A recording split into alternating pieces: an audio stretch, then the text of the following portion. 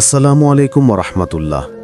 প্রিয় দর্শক, আশা করি আপনারা সকলেই অনেক ভালো আছেন। আমাদের চ্যানেলটিতে প্রতিনিয়ত ইসলামিক এবং শিক্ষণীয় ভিডিও ছাড়া হয়, তাই লাইক, কমেন্ট এবং সাবস্ক্রাইব করবেন আশা করি। চলুন ভিডিওটি শুরু করা যাক। অনেক দিন আগে রাসূলুল্লাহ সাল্লাল্লাহু আলাইহি ওয়াসাল্লাম এর যুগে আরবের এক এলাকায় একজন নারী ছিলেন। তিনি বিয়ের বাইরে জিনা করে গর্ভবতী হয়ে গেলেন। প্রথমে হয়তো নাফসের চাপে, শয়তানের ধোকায় একটু সুখ, একটু আনন্দ মনে হয়েছিল, কিন্তু সময় যেতে না যেতেই তার মনে আগুন জ্বলে উঠল। গর্ভধারণের লক্ষণ স্পষ্ট হয়ে উঠল, পেটের ভেতরে একটা নতুন প্রাণ নড়তে লাগল। প্রতিবার সে নিজের পেটে হাত রাখলে তার গুনাহ চোখের সামনে ভেসে উঠত। সে ভাবত, আমি কি করলাম? আমি তো আল্লাহর হারাম করা কাজ করলাম। এ সন্তান তো হারাম সম্পর্কের ফল। সামাজিক লজ্জা, মানুষ কি বলবে, এসবও ছিল, কিন্তু তার চেয়েও বড় একটা যন্ত্রণা ছিল আখিরাতের ভয়। সে জানত জিনা ইসলাম ধর্মে বড় গুনাহ। কুরআনে আল্লাহ বলেছেন, জিনার কাছেও যেও না, এটা অশ্লীল কাজ, খুবই নিকৃষ্ট পথ। তার ভেতরে তাওবার আগুন জ্বলে উঠল। একদিন সে সাহস সঞ্চয় করে রাসূলুল্লাহ সাল্লাল্লাহু আলাইহি ওয়াসাল্লাম এর সামনে চলে এলো। বসে থাকা সাহাবীরা অবাক হলেন। এক নারী, চোখে লজ্জা, মুখে দুঃখের ছাপ, হঠাৎ সামনে এসে বলল, ইয়া রাসূলুল্লাহ, আমি জিনা করেছি, আমার উপর হদ, শাস্তি কার্য করুন। এটা ছিল এক অবিশ্বাস্য ব্যাপার। আজকের দিনে মানুষ গুনাহ ঢাকতে চায়, মিথ্যা বলে, অজুহাত দেয়, আর এই নারী নিজে এসে নিজের মুখে নিজের গুনাহ ঘোষণা করছেন। নবীজি সাল্লাল্লাহু আলাইহি ওয়াসাল্লাম তার দিকে তাকালেন। তিনি এই উম্মতের জন্য রহমত, দয়া, করুণা। তিনি সাথে সাথে তাকে শাস্তি দিলেন না, বরং তাকে ফিরিয়ে দিতে চাইলেন। হয়তো হতাশা থেকে, হয়তো মানসিক চাপে সে কথা বলেছে, এ সম্ভাবনা যাচাই করতে। কিন্তু সেই নারী আবারও বললেন, আমি তো গর্ভবতী হয়ে গেছি এই জিনার কারণে। এবার বিষয়টা পরিষ্কার হয়ে গেল, সে কল্পনা করছে না, আসলেই জিনা করেছে এবং তা থেকে একটি সন্তান ধারণ করেছে। রাসূলুল্লাহ সাল্লাল্লাহু আলাইহি ওয়াসাল্লাম বললেন, যেহেতু তুমি গর্ভবতী, তুমি তোমার গর্ভের সন্তানের হক বহন করছো। এই সন্তান নির্দোষ। প্রথমে তুমি এই সন্তানকে জন্ম দাও। অর্থাৎ নবীজি সাল্লাল্লাহু আলাইহি ওয়াসাল্লাম তাকে আদেশ দিলেন, সে যেন ফিরে যায়।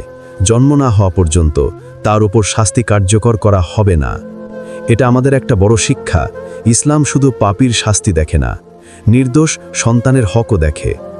সে নারী ফিরে গেল। মাসের পর মাস কেটে গেল। একসময় সে একটি সন্তান জন্ম দিল।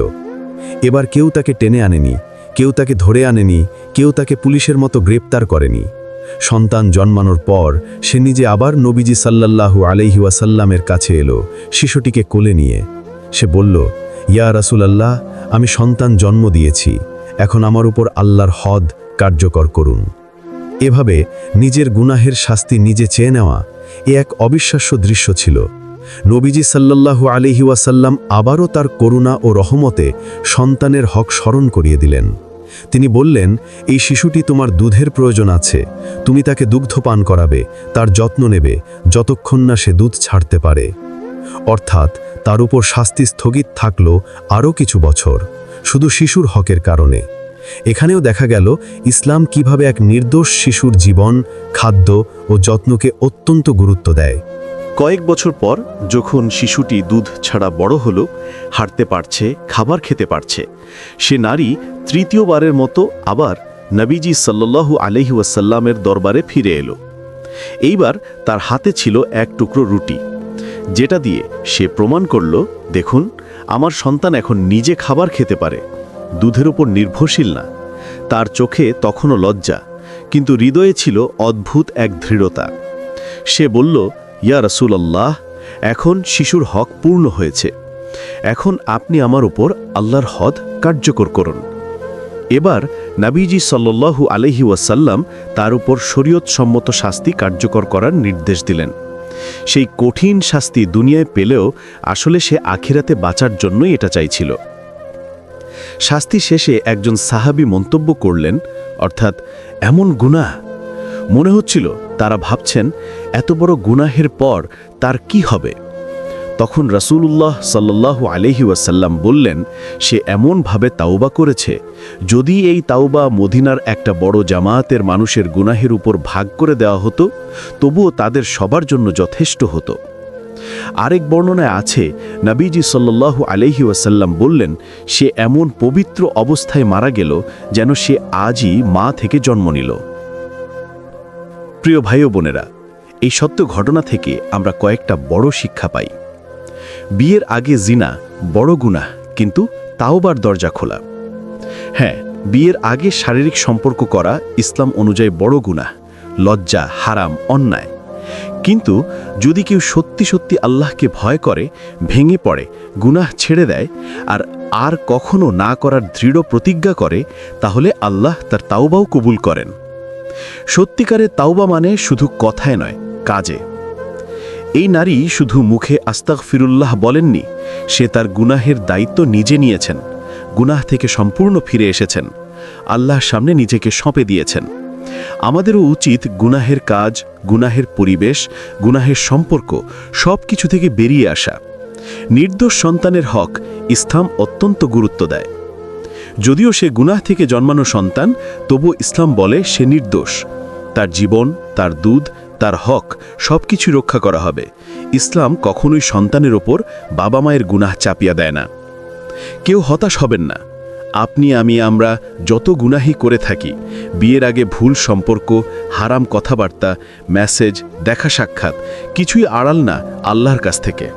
কিন্তু আজ যদি সত্যি সত্যি কাঁদতে কাঁদতে তাওবা করি, সব সম্পর্ক ছিন্ন করি, পর্দা ও তাকওয়ার পথে ফিরে আসি, তাহলে আল্লাহ আমাদেরও ক্ষমা করতে পারেন।